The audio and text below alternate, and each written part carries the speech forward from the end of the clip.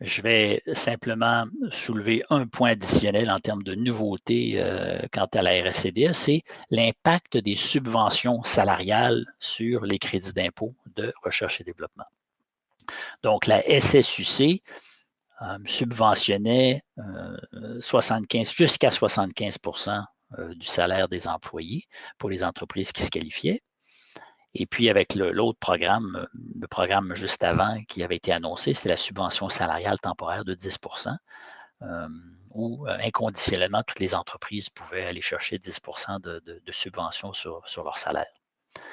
Dans les deux cas, ce qui se passe, c'est que ces salaires-là qui ont été remboursés par la subvention doivent être exclus d'une demande de crédit d'impôt de recherche et développement.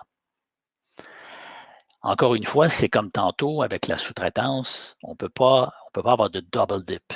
Alors, si on a été payé par le gouvernement pour un salaire, cette partie-là, on doit l'exclure.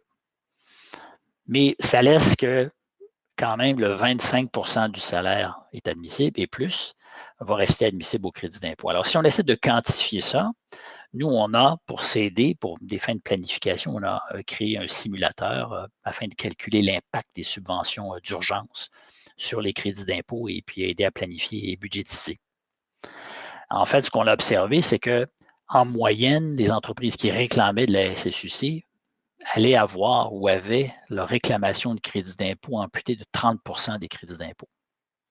Alors, pourquoi seulement 30 alors que la subvention salariale va jusqu'à 75 C'est parce que dans nos industries, les salaires sont beaucoup plus élevés que le plafond d'admissibilité à de la SSUC.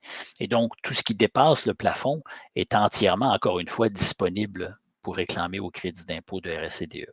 Alors, c'est une raison principale, mais il y en a d'autres.